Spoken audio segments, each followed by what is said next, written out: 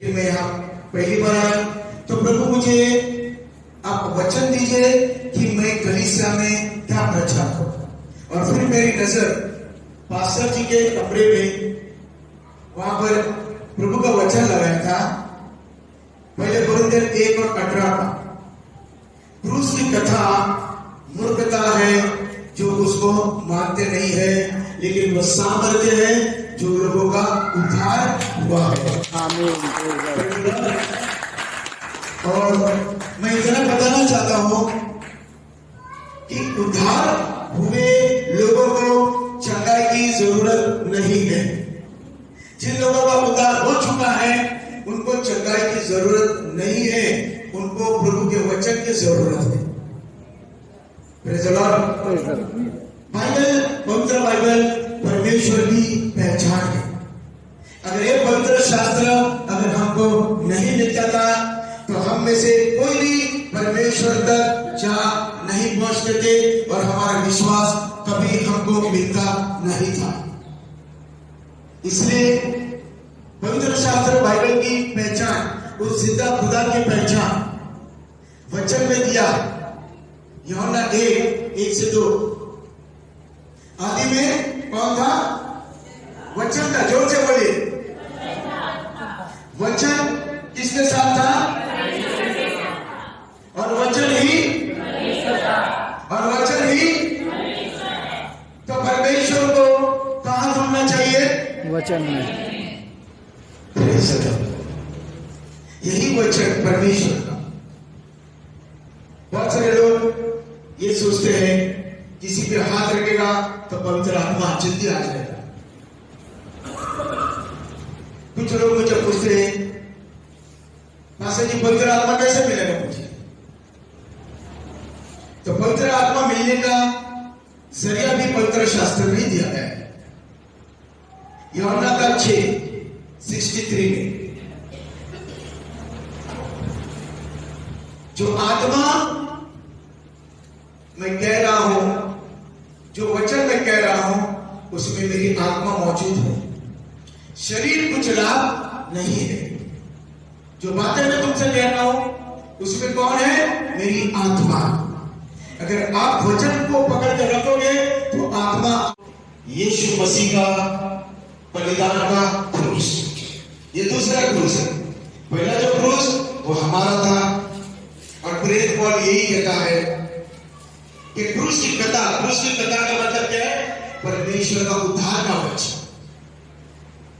Bible का प्रचार मनुष्य को उद्धार के लिए, उद्धार के द्वारा उसको बचाया जाता है, और उद्धार होने के बाद वो पापों से मोक्ष पाता है, बच जाता है।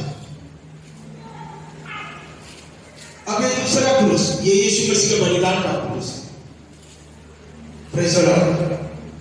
और लोगों ने क्या कहा? उसको सूली पर टंगाओ। किस पर टंगाओ? सूली पर। लेकिन ये क्रूस यीशु मसीह का है। ये क्रूस पर हमारा नाम लिखा गया था, लेकिन वो नाम प्रभु यीशु मसीह ने मिटा था। कुछ लोग कहने लगे, बहुत सारे लोगों ने मुझसे मैं सुनता, यीशु मसीह का क्रूस, यीशु मसीह का क्रूस। मैंने कहा रुक जाओ भाई, यीशु मसीह ने क्रूस स्वर्ग से अपने साथ लाया नहीं था, वो हमारा क्रूस था। उस पर हमारा नाम लिखा था। क्रूस यानी दर्द, सजा। लेकिन यीशु मसीह ने उस क्रूस पर से हमारा नाम मिटा डाला और उसका नाम लिख लिया। क्यों? ताकि हमारा उद्धार होने दे, हम बच जाएंगे। तो बोलो जय मसीह। Hallelujah, hallelujah, hallelujah, praise the lord. अब तीसरा क्रूस रोमन्स के अधिकार का समय का क्रूस था। रोमियों के समय में वहां पर क्रूस होता था। यूहन्ना 19:18। कोई पढ़ सकता है सिस्टर?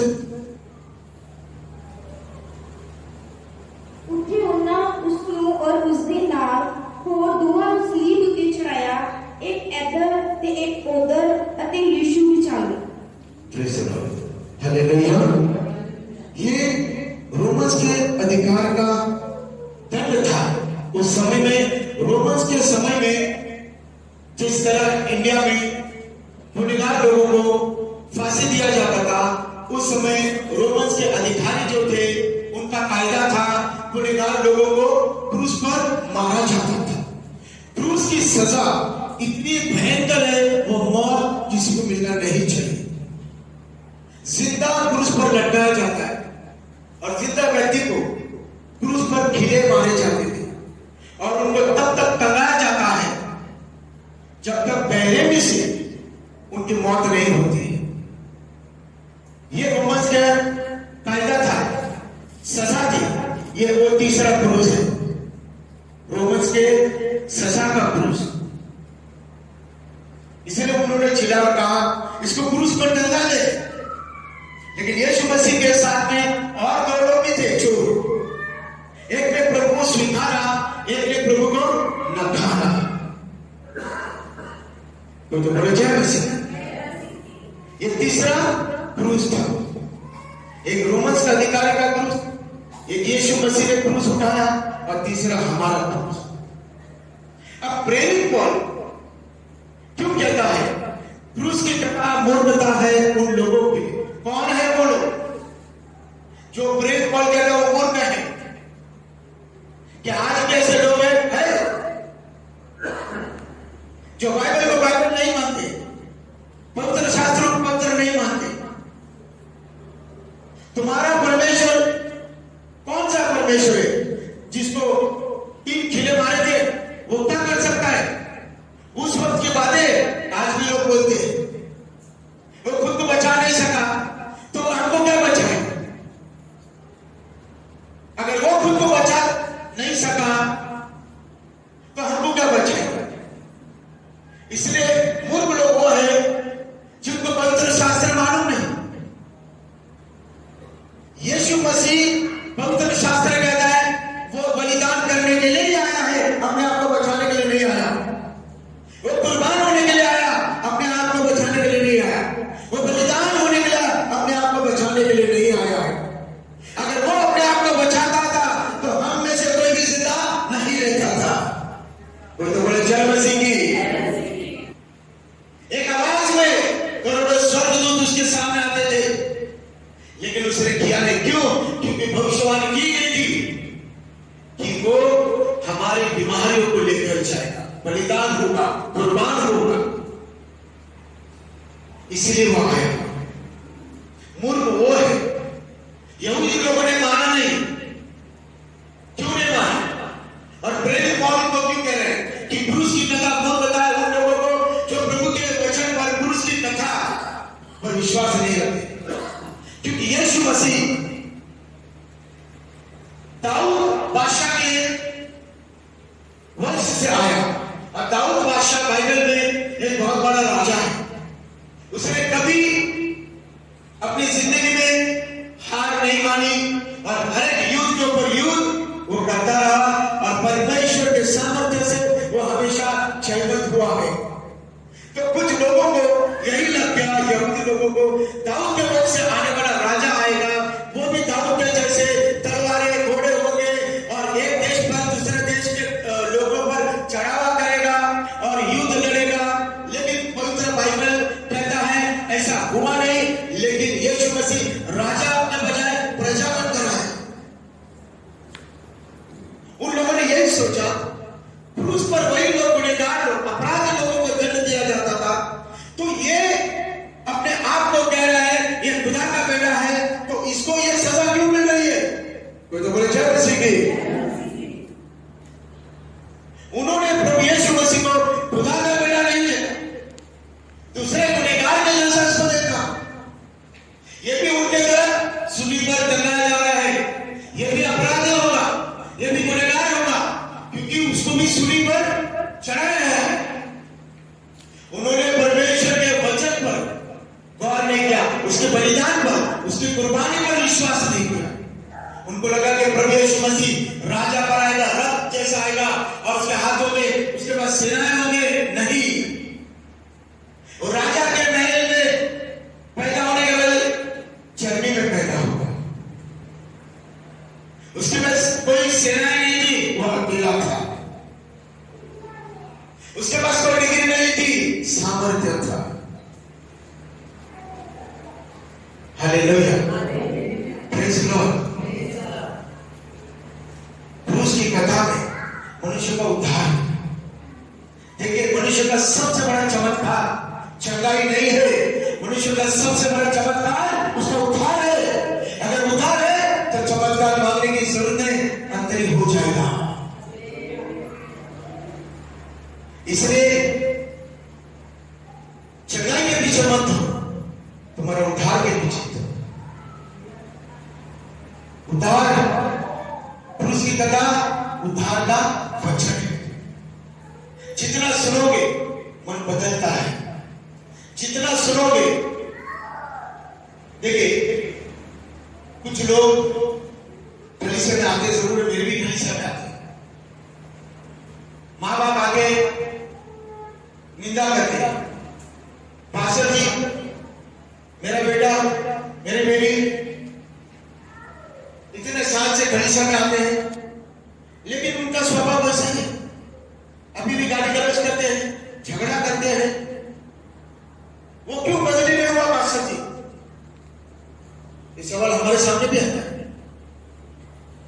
मैंने कहा, इतने साल से आपका बेटा आपकी बेटी कलीसिया में आते हैं, लेकिन वचन का असर उनके अंदर हुआ नहीं है।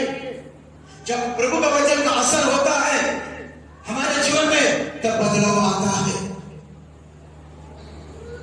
यानी क्रूस की कथा को सुना लेकिन मन नहीं फिराया है, तो उसके अंदर बदलाव आएगा कैसा? क्रूस की कथा को सुना है लेकिन परिवर्तन को नहीं लाया, इसलिए वो उसका बदलाव हुआ नहीं है। क्रूस की कथा को सुना लेकिन मन नहीं फिराया, इसलिए वो जैसा है वैसा ही है। परमेश्वर का वचन जब असर होता है, मैं भी बहुत गाली गलौज देने वाला था, शांति में घूमता था, कुछ अक्सर लोगों के साथ में भी था उस समय 20-22 साल में। लेकिन जैसे जैसे प्रभु के वचन को सुनता गया, मन बदलता गया, परमेश्वर का भय भी आना शुरू हो गया। उद्धार क्या है? परमेश्वर का भय भी हमारे अंदर काम करने शुरू होता है, और वो भय भी हमारा उद्धार लेकर आता है। और जब मनुष्य उद्धार होता है तो वो खराब नहीं होता है, वो बिगड़ता नहीं है, उसके अंदर और बदलाव आता है। उसको कहते हैं परमेश्वर की आत्मिक भय का। परमेश्वर का आत्मिक भय जब आता है, वो कब आता है? आपके उद्धार के पहले नहीं, आपके उद्धार के बाद में। Praise the Lord. कोई तो बोले जय मसीह, हालेलुया, प्रेज़ द लॉर्ड। आपने कितने क्रूस के बारे में सुना? एक इसका क्रूस के बारे में बाइबल दर्शाता है, रोमन्स का क्रूस, एक यीशु मसीह का बलिदान का क्रूस, और तीसरा हाथ उठा के बोलो हमारा।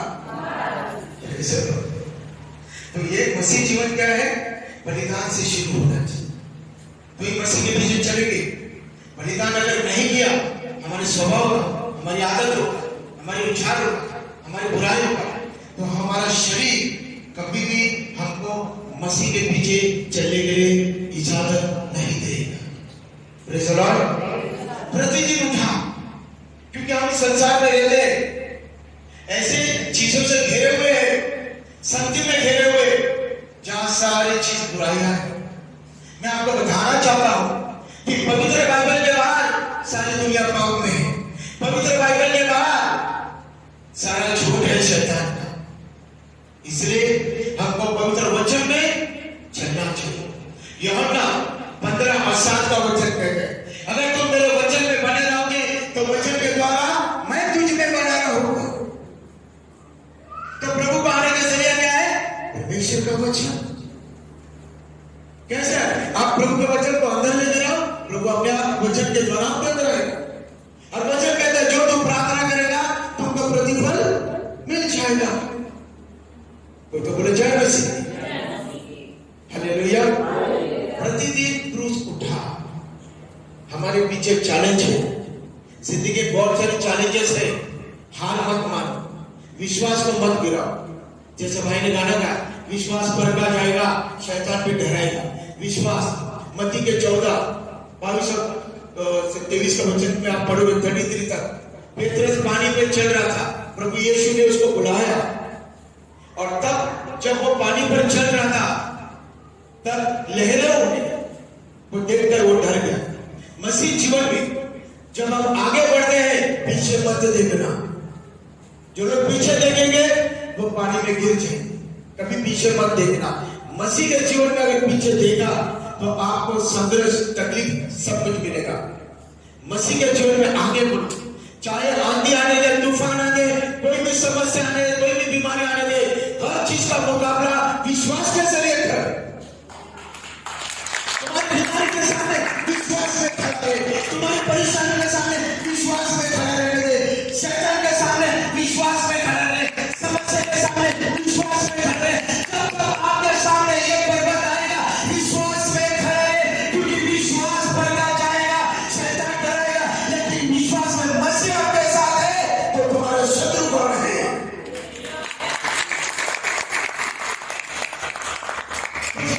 समझ में नहीं आ रही, बाइबल को जानो, समझो, हर चीज का मुकाबला विश्वास। इसलिए परमेश्वर के वचन रोमन 10:17 का वचन कहता है, विश्वास सुनने से आता है। सब लोग बोलो, विश्वास